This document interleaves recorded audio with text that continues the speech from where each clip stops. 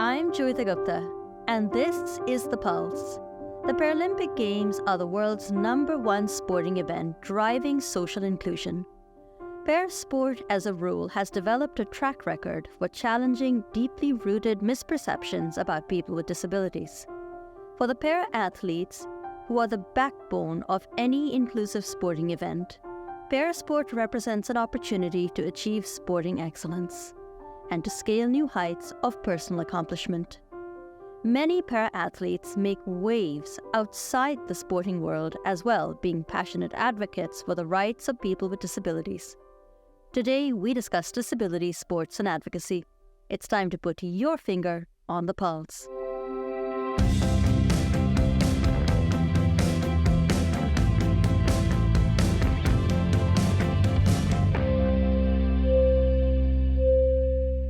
Hello and welcome to The Pulse on AMI Audio. I'm Joeita Gupta. As always, I'm delighted to be with you. Before we go much further, I wanted to remind you that if you haven't already done so, please don't forget to like and subscribe to this channel. We upload videos about once a week, and so whether you catch us on YouTube or a podcast or even on the broadcast on AMI Audio, it's a good way to be notified about our next video, just to make sure you don't miss anything. Over the next 3 weeks, we'll be hearing from some remarkable people. We'll be meeting 2 out of 3 inductees to the Canada Disability Hall of Fame.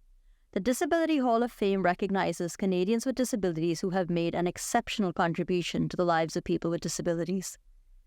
Next week, you'll be hearing from Michelle Stilwell, and the week after that, from Natalie Wilkie. But first, I'm really delighted to introduce to you my guest today. Chantal Benoit is widely recognized as the greatest female wheelchair basketball player in the world. She achieved remarkable success over more than 2 decades with the national team. As a 7-time Paralympian, Benoit won 3 gold medals and a bronze. She leaves a remarkable legacy on and off the court. And Chantal Benoit is being recognized along with Michelle Stilwell and Stephen Harper as 3 inductees to the Canada Disability Hall of Fame. Chantal, hello and welcome to The Pulse. I am so happy that you could join us today. It's a pleasure for me. Thank you for inviting me. Chantal, congratulations on your induction to the Canada Disability Hall of Fame. You have received so many accolades, won so many medals in your life. What is the significance of this moment for you? It has been a very good news when they called me to let me know about this, but it was a bigger honor to be inducted with fantastic people like Stephen Harper and Michelle Stilwell.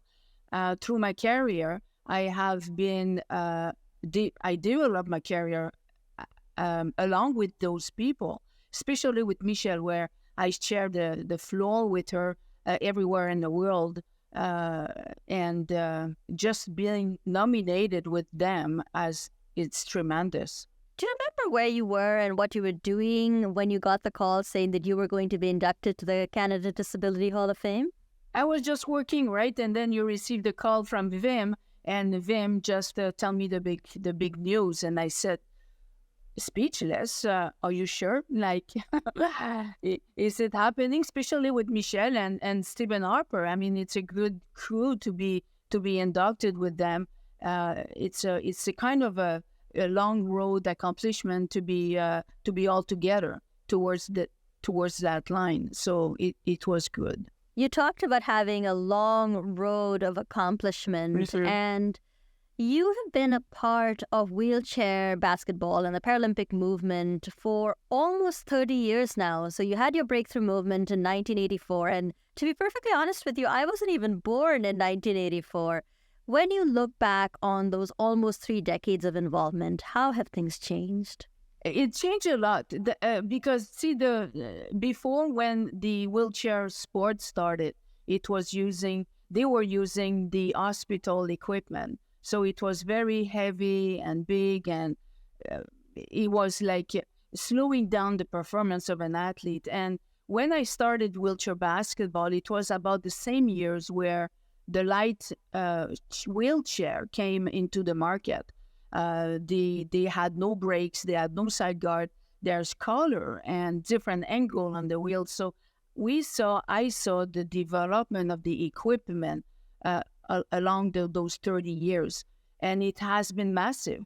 Not only the equipment, but also the knowledge of all the coaches, the knowledge of all the staff people surrounded a sport team like ourselves, and then there was more information to be the best you can be on the court. So it has been a huge development. As much as the technology grew up a lot on those 30 years, I would say wheelchair basketball and wheelchair sport in general developed immensely.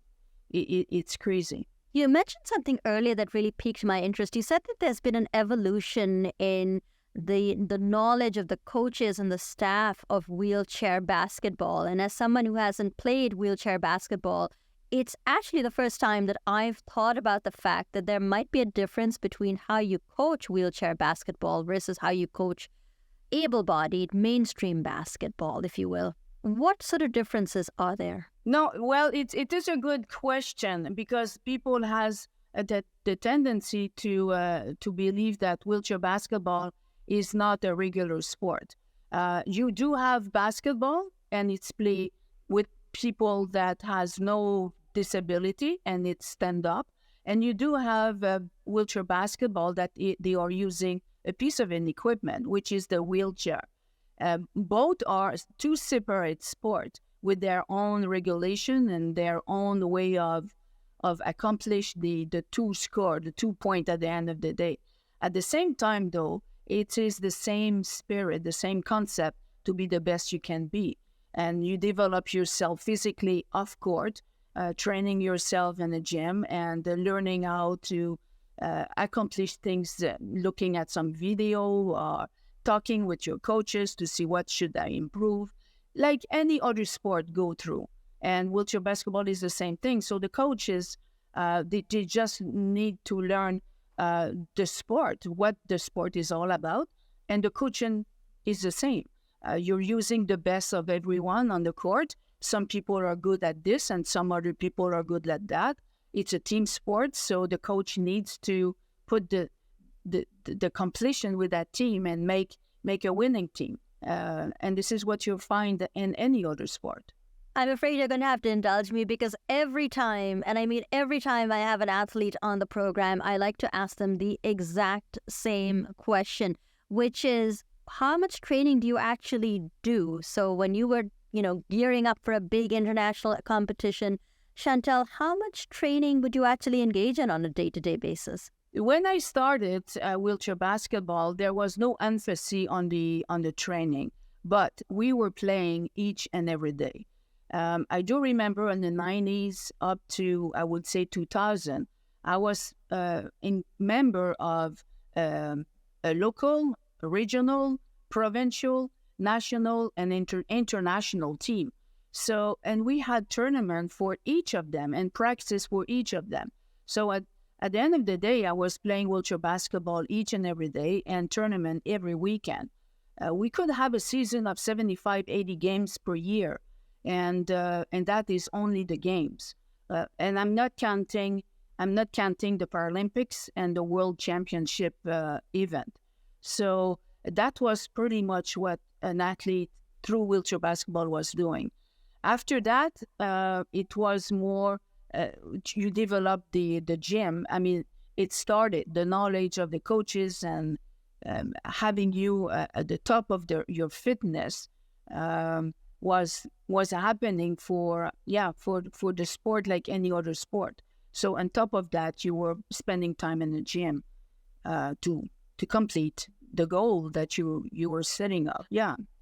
Your goal, right. When we think about athletes, especially high-performance athletes, I'm thinking about able-bodied athletes who perform in the Olympics, for example. They get a lot of support. There's sponsorship agreements. There's a lot of coaching support. In the almost 30 years that you've been involved with wheelchair basketball, how has the support for Parasport evolved and changed in Canada in all of these years? Well, I would say at the beginning, when we were starting, it was all about your pocket money. That was the reality. But later on, wheelchair basketball has been recognized as a sport like any other one, and we started to be carded by Sport Canada in 1994. And then the budget for the National Sports Organization increased a lot. I think they are like 5 million today on the, if somebody can correct me, but it's pretty high funding that the National Sports Organization has on hand to develop the national program. So I would say, and more, you have Toyota, you have lots of other sponsors that are putting their help into it. And I will not, the problem I have right now is more that at the national level, international, there's no problem for the money. I think the problem is domestically. At the basis level, this is where we need to put a lot more time and effort to allow an organization to be healthy and provide opportunity for them to grow. And we are in a situation right now that you do have a local team who will have a star athlete, and unfortunately, the star athlete will be taken by the national organization away from the local organization, would bring the local organization on the bottom again. And I think we should focus a little bit more on this to create a bigger and stronger foundation, and to have at the same time automatically the best national team program. You said in the beginning when we were talking that when you started with wheelchair basketball, it was like getting your pocket money. So how exactly did you get your start in wheelchair basketball? It's a funny story. I was at the rehab center, and they asked me to come in the basement to play wheelchair basketball. And good enough, I said no, because I don't have a disability. I want to walk, and I was taking my crutches, and I went away from it. I did not even go take a look. And 2-3 years later, when I was home, a friend of mine bring me to the Jeux du Québec to a demonstration game in wheelchair basketball. And when I saw the game, the speed, the aggressivity, the intensity, I just fell in love with this. And we decided to start a team less than a year after in Saint-Hyacinthe, and the rest is the story. Just in love with it. So when you got involved with wheelchair basketball, there wasn't a team locally, not in your neighborhood or in your area. How did you go about recruiting for your team? Did you have to sell people on the idea, or were there a lot of people who were already interested in the game? No, wait. Well, it was Saint-Hyacinthe. It was a 40,000 community where we were able to find 6-7 person that wanted to have something. Do not forget that back in the 80s, there was not much around for people with physical disability to be part on a physical activity. And when the wheelchair basketball team started, then people were interested, and they came. The team, I played there 8 years. I'm saying that a lot of people from Montreal did help us to teach us the fundamental of it. But it was just recreational. It was a social aspect of the game, which is very important in sport. And when my focus was the national team, I fell in love with someone that was in the national organization, and it did help me to move away from that local organization to another one in Ottawa. And in Ottawa, there was about 7 national team members playing there, and the career just started there. And things just took off. Yeah, it's just the rest, as they say, is history. You have had such an extraordinary career. You've been a flag bearer for Canada. You've won so many medals, and I'm sure if I were to ask your friends, they would be able to point out some pretty memorable moments. But I'm going to ask you if there was a single moment which you look back on with a great deal of fondness. If you had to think of the one thing in your years of playing wheelchair basketball, what would be a highlight for you? Well, it's I think I already mentioned that for from another interview, the national women team was in disarray back in 1990, and the first world championship for women was during that year. And Canada almost said, no, we're not sending a women team there because there's no future, no hope for that development. But they were able to convince to do that one more time. And when we show up in Saint-Étienne in France, we won the bronze. And that was the first medal that the women team accomplished in the entire history of the women program. And the coach that was associated to it was hired only for that tournament. But he said, you know what, give me 2 more years and we're going to Barcelona, do the same thing. And Barcelona, of course, it was so emotional, so intense. And we were working for 2 years so hard and long with the win of that gold, the first gold medal ever, and in front of the 18,000 people in the stadium. I think I will never forget that. That was probably the best. And it all starts out with a group of people being determined and saying, well, hang on a minute, Canada should also have a wheelchair basketball team for women. Why shouldn't we send one as well? And following that, we improved each and every year, and we were learning. We were also opening our door to every knowledge coming from everywhere, technically, tactically, emotionally, psychologically. So the team opened their windows to bring as much people to make them the best we can be. You know, throughout our conversation, you've talked so much about your coaches and the people who mentored you. And of course, now you're in a position where you get to be a mentor to other people. What advice would you give someone, maybe a young person with a disability or even someone who's just acquired a disability, who is making that first foray or that first exploration into, I guess, parasport in general, but wheelchair basketball in particular? Yeah, well, I would just say a lot of people has a pre-judgment of something they never tried. And you have to do it. Even if it's one time, you have to push yourself to give you that opportunity to touch and feel. A lot miss that opportunity, unfortunately. And you will never know what you will like. And today there's so many and so much possibility, not just in sport, in every other sector. And you just have to go and touch it. And when you got what you like to do, and you think you're not good enough, but because you like what you do, you have to push yourself to the max. And even though it takes you 2 hours to reach the rim of the basket, you have to keep pursuing and keep shooting until you hit that rim. And you will see that put another 2 hours and the ball will go in. And never give up. Always push, and be the best you can be. It's only yourself who can limit yourself. That was really nice. No, really, that was so well said. You should, in fact, put it on a T-shirt, to be perfectly honest with you. You mentioned just at the beginning of our conversation about how momentous it was for you to be able to share this moment with Stephen Harper and also with Michelle Stilwell. And I would be remiss if I didn't ask you, in your years of involvement with wheelchair basketball, the ways in which you think your legacy as an athlete may have helped you make change for people with disabilities beyond the sporting world. Oh, no question. I strongly believe, and I did a big paper at university about it, that sport changed everything in our society. Every athlete and team athletes has to travel.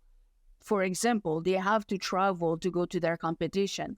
Believe it or not, but back in the 70s, when you took the airline, a plane, the Air Canada was putting a maximum of 1 person with a physical disability with 1 attendant. That's it. So it became very difficult to send a team of 12 athletes to Vancouver, for example. And because there was so much sport going around and so much wheelchair and people with physical disability to travel, the airline company changed their regulation and changed their law to accommodate the traveling of all of that sport member. Same thing with the accommodation, the hotels. I mean, there was no wheelchair accessible rooms back in the 80s, for example, or very few. Today, a hotel that is built out, it's like 10, 20, 25. I mean, it's just a simple example, but you can imagine in the social aspect, in the financial aspect, every aspect have been influenced by sport for people with disability. No question about it. About changing attitudes with people with disabilities. The same yes, thing. I know the same thing. Especially in wheelchair basketball, because in wheelchair basketball, the country is so big and we are only 35 million people across a huge land and a superficie, comparatively to Germany, who is like how many times fit in Canada and is 5, 6, 7 times more populated. So it's very harder for us to create wheelchair teams around. So we did, and because we believe that the wheelchair is part of the equipment, we open the sport to everybody who wants to play. You have a physical disability, fine. You don't have, it's fine too. So we did create a kind of a classification system allowing me to play with my brother or play with my neighbor, having a system, the classification that will allow everyone to have floor time without putting the athlete, the wheelchair athlete aside.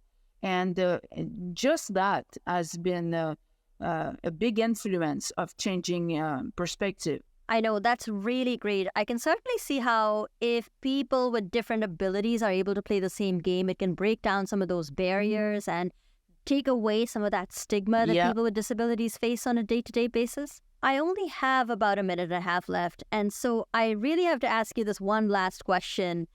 You have been called the Michael Jordan of women's wheelchair basketball. What does it mean to you to be compared to someone like Michael Jordan? Yes, I thank you, Ellen Hale. That was the person who started the name and the nickname. But, you know, one thing that is important to mention is even though I was a quick player, a fast player, a decisive player, like I like it to squeeze in and squeeze out, I mean, the ball needed to come to me. And I have a tremendous appreciation for all the players that play with me and make me look good, because it's just because they gave me the ball and I was able to accomplish something. And it's a hard position to be a guard and to be a center and all that kind of stuff to make another player look good. And I would say, I said thank you to my teammates. Your humility knows no bound. Now, Chantal, unfortunately, I really just have that last minute left to go. And I'd like to ask you what you think you're going to work on next and what the future holds for you. That is a good question, because I don't know what I'm going to do tomorrow. I mean, I am involved with a business called 49 Bespoke, and I'm really into it. I am passionate with it the same way I was with wheelchair basketball. Just focusing on the moment and not really see the future, but the doors are open for whatever is happening. One thing I need to mention is my partner and the one who started to make me look good and feel good and be, known the way I am. It's Reg. Reg has been a tremendous, a supportive person in my life, and without him, I would not be here today. I mean, he has the vision and the perspective of what things needs to be done and what need to be doing, and this is pretty much under his direction that I think I am what I am. I know I do have quality to make this happen, but the opportunity, I was talking to you about it at the beginning of the show, is exactly what Reg gave me, the opportunity to be the best I could be. And I have a long way to go, and he's pushing me all the time to reach that. It's been such a pleasure to speak to you. My heart is heavy having to say goodbye to you, but unfortunately, we are all out of time. Thank you so much for joining me on the program today. Well, thank you. Thank you very much. That was Chantal Benoit, who is a Canadian Paralympian and a phenomenal wheelchair basketball player, and one of 3 inductees to the Canada Disability Hall of Fame. Next week, you'll hear from Michelle Stillwell, another inductee, and the week after that, you'll be hearing from Natalie Wilkie, the recipient of the King Clancy Award. So I hope you'll tune in for those future conversations as well. If you have any feedback on my conversation with Chantal Benoit, please feel free to write us an email at feedback@ami.ca. Give us a call at 1-866-509-4545. That's 1-866-509-4545. And don't forget to leave permission to play the audio on the program. You can also find us on Twitter, or, well, it's known as X now, but you can find us by looking up at AMI Audio and using the hashtag PulseAMI. And of course, if you're finding us on YouTube or listening to the podcast, please feel free to leave a comment down below, and we would love to read them out as well. And I do try and respond to comments when I see them on YouTube. Until next time, it's been a pleasure talking to you about Chantal Benoit's remarkable legacy in sport. The Pulse is brought to you by a number of people every week. Our videographer this week has been Ted Cooper. Video editor has been Jordan Steves. Mark Aflalo is our technical producer. Ryan Delahunty is the coordinator for AMI Audio Podcasts. Andy Frank is the manager for AMI Audio. And I've been your host, Joeita Gupta. Thanks so much for listening. Enjoy the rest of your day.